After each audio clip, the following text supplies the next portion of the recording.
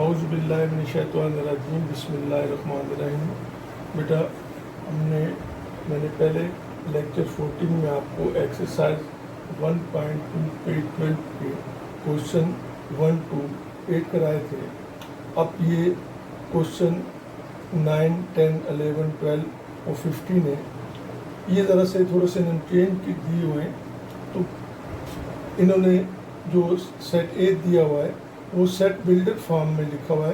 कहता है A X such that x is positive even integer less than 10। यानी कह रहा है कि ए जो है एक्स जो है वो ए का सेट है, जबकि एक्स जो है वो 10 से छोटे मुस्बत इवन मीन्स जुफ्त तादाद का सेट है। तो मैंने इसको यहाँ सोल्यूशन से शुरू कर रहा हूँ।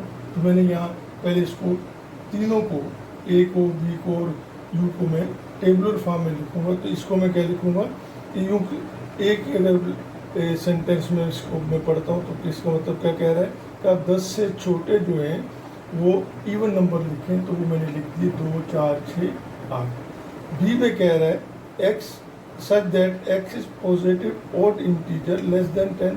यानी अब वो कह रहा है कि कोई सेट बी है, ये सेट बिल्डर फॉर्म में लिखे हुए हैं। ये मैंने आपको पढ़ाया हुआ पहले भी, आप उसमें मेरे पिछले लेक्चर्स में यूट्यूब पर जाइए यूनिक चिल्ड्रन ट्यूटर पे, तो आपको ये मिल जाएंगे। तो कह रहा है कि इवन ऑड नंबर्स आप जो है वो 10 से छोटे लिखिए। तो 10 से छोटे ऑड नंबर क्या है 1, 3, 5, 7, 9। मैंने इसको ये क्या कहलाती है सेट टेबुलर फॉर्म, या आप इसे दूसरे एक और नाम भी इसके लिए सवाल किया जाता है, ज़्यादातर रोस्टर फॉर्म भी यही कहलाती है। फिर इसी तरीके से यूनिवर्सल सेट में वो कह रहा है U is equal to x such that x is a positive integer less than 10। कहता है कि यूनिवर्सल सेट जो है वो 10 से छोटे पॉजिटिव इंटीजर्स हैं। तो पॉजिटिव इंटीजर्स क्या होते हैं 1, 2, 3, 4, 1 से लेके 9 तक जो मैं लिख लूँगा। अब वो मुझसे पहले वाले क्वेश्चन में कह रहा है, क्वेश्चन 9 में मैं नहीं कर रहा हूँ, वो आप खुद करिए, मेरी तरफ से आपको होम असाइनमेंट है। देखिए जैसे पहले ऊपर आपने किया है कि कहते हैं ए यूनियन बी कम्प्लीमेंट। यानी इसको 2 स्टेप में सोल्व करेंगे। पहले बी कम्प्लीमेंट मालूम कर लेंगे पहले स्टेप में, और दूसरे स्टेप में आप ए यूनियन बी कम्प्लीमेंट मालूम कर लेंगे। क्वेश्चन नंबर 10 में भी यही सूरत हाल है। सर उसने अब कह रहा है कि A complement intersection B complement कह रहा है। तो आपने इसमें भी 2 ही स्टेप में सॉल्व करेंगे इसको। पहले क्या होगा कि ए कम्प्लीमेंट आप मालूम करेंगे। जब ए कम्प्लीमेंट मालूम कर लेंगे फिर आप ए कम्प्लीमेंट और बी का इंटरसेक्शन मालूम कर लेंगे। यानी ए कम्प्लीमेंट को बी के जो कॉमन एलिमेंट्स है वो लिख देंगे।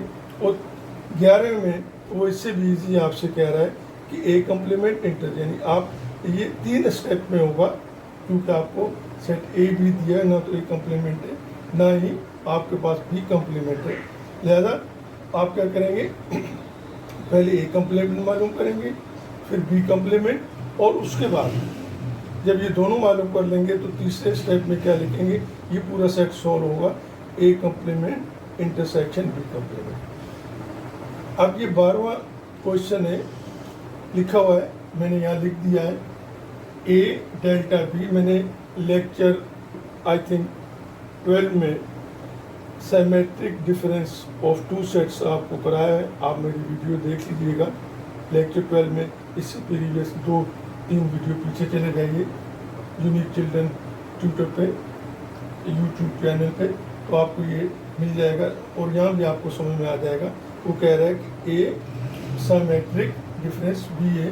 तो वो कह रहा है कि ए और बी का सिमेट्रिक डिफरेंस क्या होता है।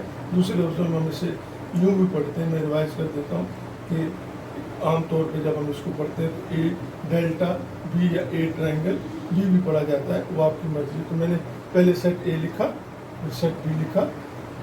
ये जो सिमेट्रिक डिफरेंस का मकसद क्या होता है कि आप ए सेट ए और बी के वो एलिमेंट्स लिखिए जो आपस में कॉमन ना हो। क्या हो? कॉमन ना हो। पहले हमने यूनियन में कहा कि कॉमन रिपीट नहीं होगा, सबसेट ए और बी को मिला लेंगे। ए और बी के इंटरसेक्शन में हमने क्या कहा था कि आप सिर्फ ए और बी में जो कॉमन एलिमेंट्स हैं उनको लिखेंगे। अब इस एक नए सेट से हमारा वास्ता पड़ रहा है, वो क्या सेट है मेरे पास, ए साइमेट्रिक बी। इन इसमें वो कहता है कि ए और बी के वो तमाम एलिमेंट्स आप एक अल्फ़ाबेटिकल ऑर्डर्स में या एक कंटिन्यूशन में जो आपके नेचुरल नंबर से कंटिन्यूटी है उसके हिसाब से आप उसको अगर आता है तो लिख लीजिए या उसी तरतीब से।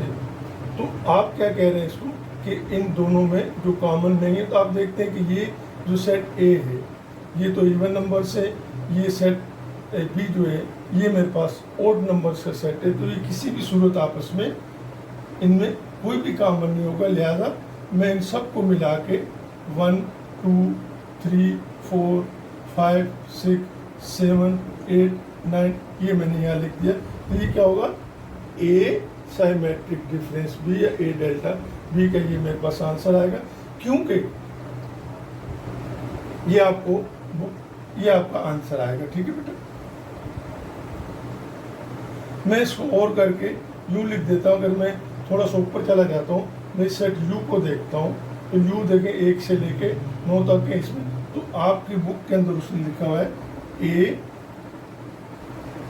डेल्टा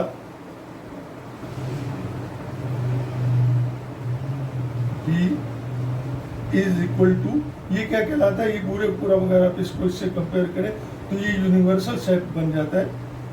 लेकिन आप एग्ज़ाम के अंदर जब लिखेंगे तो आप ये यूनिवर्सल नहीं लिखेंगे, बल्कि ये आंसर जो मैंने आपसे बताया ये लिखेंगे।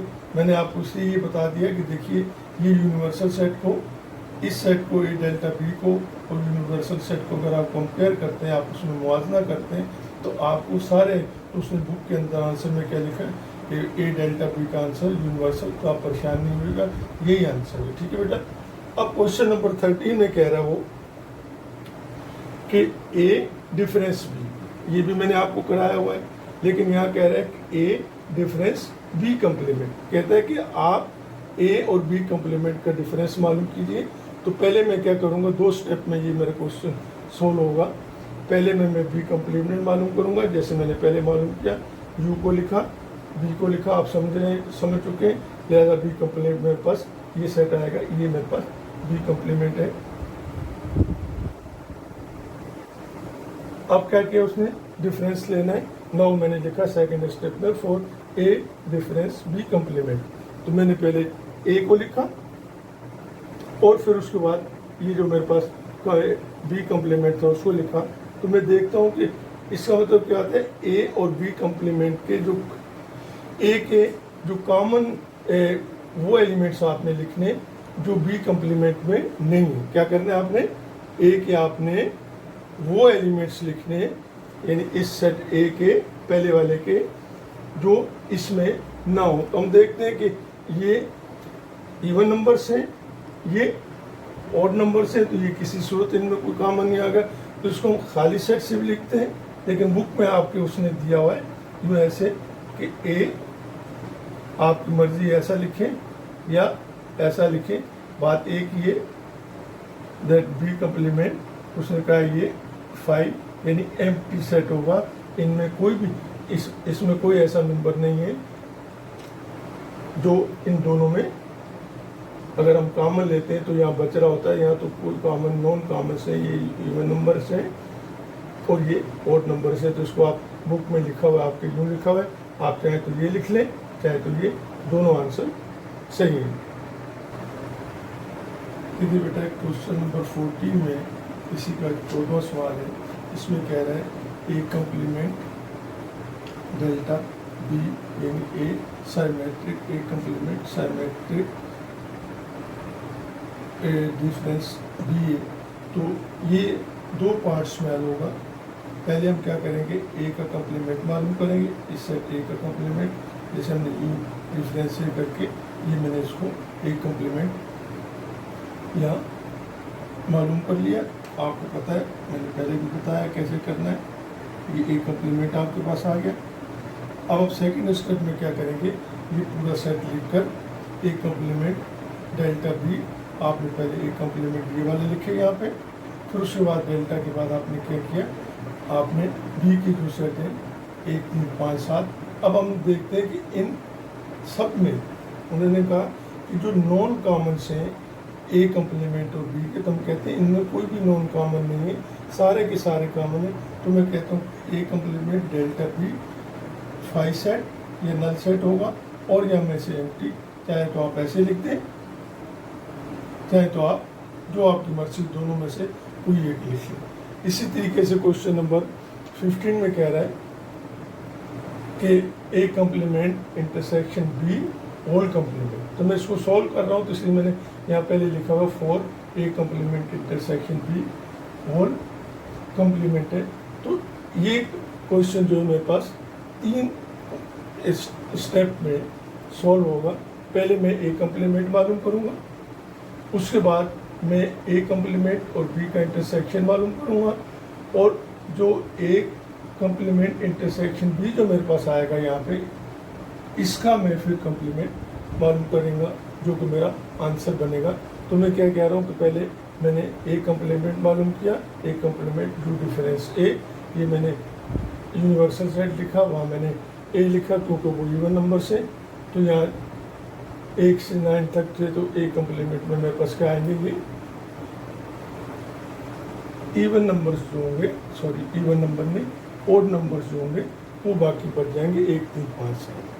अब मैं दूसरे स्टेप में क्या करूँगा, इस ए कम्प्लीमेंट और ये जो सेट बी है, इन दोनों का इंटरसेक्शन ले लूँगा। तो मैंने लिखा ए कम्प्लीमेंट इंटरसेक्शन बी, तो मैंने यहाँ क्या लिखा, पहले ए कम्प्लीमेंट ये सेट यहाँ लिख दिया, और उसके बाद इंटरसेक्शन में मैंने बी जो सेट मेरे पास लिखा हुआ 1, 3, 5, 7। तो जब इंटरसेक्शन का मतलब क्या होता है कि सिमिलर यानी कॉमन एलिमेंट्स, तो आप देखते हैं कि यहाँ अगर आप देख रहे हैं तो ए कम्प्लीमेंट भी वही सेट है जो कि सेट बी है, लिहाजा इसके अंदर क्या होगा, ये सारे कॉमन है। तो मैं क्या लिख दूंगा, इनको 1, 3, 5, 7, 9 लिख दूंगा।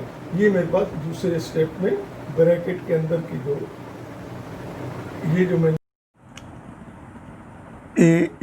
ए कम्प्लीमेंट इंटरसेक्शन बी कम्प्लीमेंट पर आंसर आएगा ये बेटा। अब now third and final part में क्या करेंगे, हम पूरा सेट एज इट इज़ लिख लेंगे।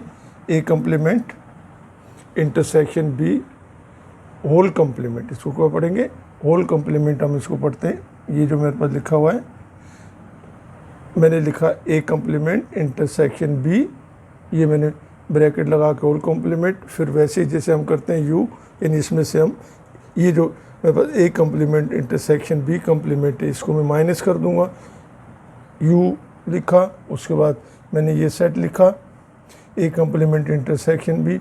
अब इन दोनों में हमने क्या किया, जैसे हम कॉम्प्लीमेंट मालूम करते हैं कि यू के वो एलिमेंट्स लिख लिए जो कि A complement intersection B complement में नहीं है, क्योंकि वो ओड नंबर से 1, 3, 5, 7, तो लिहाजा इसमें से ये 1 से 9 तक है, तो 1 से 1 और 9 के दरमियान जितने भी इवन नंबर है वो हम लिख देंगे, क्या है 2, 4, 6, 8, ये मेरे पास जो आ रहा है, इसको ये हमारा फाइनल आंसर होगा।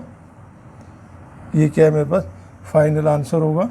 और आप अगर इस आंसर को कंपेयर करते हैं, ये जो मेरे पास आंसर दिया हुआ है, इसको आप ए से कंपेयर करते हैं 2, 4, 6, 8, 2, 4, 6, 8, तो उसने बुक में शायद मेरा ख्याल ये कि ए लिखा हुआ है सेट ए, तो आप ए सेट का मतलब यही है कि ये आंसर आपका जो सेट ए है वही आंसर आपका आएगा। ठीक है बेटा, ये आपका कंप्लीट हुआ।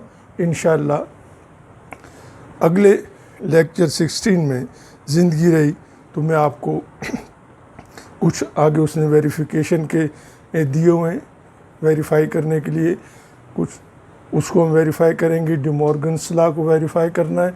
और मुझे यकीन कामिल है कि बेटा ये जो मैंने आज आपको पढ़ाया है 1.2, क्योंकि ये हमने अब तक सेट चैप्टर को लेकर हम जब चले हैं तो जितनी डेफिनेशंस थी हमने क्लास 6 से लेके इंटर तक जो है उनको डिस्कस किया। बीच में हमने tabular form, set builder form, descriptive form, फिर उसके बाद हमने डिफरेंस किए, साइमेट्रिक डिफरेंस किया, यूनियन कम्प्लीमेंट्स सारे किए।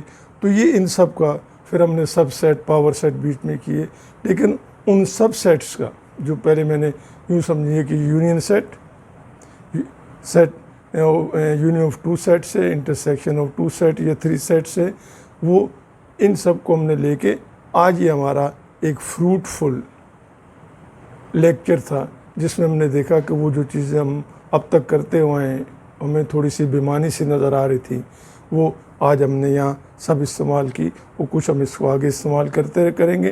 वो मुझे यकीन कामिल है कि इंशाल्लाह आपकी समझ में आया होगा। अगर आपकी समझ में आया है तो भी मुझे कमेंट्स में आप लाइक कर दें। आप कोई अच्छी राय देना चाहें तो वो भी मुझे दें, ताकि मैं इसको जो है इससे और बेहतर कर सकूं। आप मेरे unique children's YouTube channel unique children's tutor पे जाएं। जो चीज़ आपकी समझ में नहीं आती है, आप मेरे पिछले लेक्चर अगर उठा के देखेंगे तो इंशाल्लाह आपको हर चीज़ इसमें जो भी साइन दिया हुआ है, जो भी सिंबल्स दिए वो आपकी समझ में आएंगे। तो अगर आपकी समझ में आया तो प्यारे बच्चों, ये सदका जारिया है, आप ख़ुद भी पढ़िए, अपने साथियों को बताइए और उनको भी सिखाइए, क्योंकि ये इल्म की शमा है, इसको घर घर रोशन होना चाहिए, क्योंकि इसी की रोशनी से हमारा ये शहर, हमारा ये मुल्क रोशन होगा और हम आगे बढ़ सकेंगे। ये आज तक के लिए बेटा इतना ही काफ़ी। इंशाल्लाह ज़िंदगी रही तो लेक्चर 16 में हम कोशिश करेंगे कि एक्सरसाइज 1.2 को कंप्लीट करें। Thank you. अल्लाह हाफ़िज़।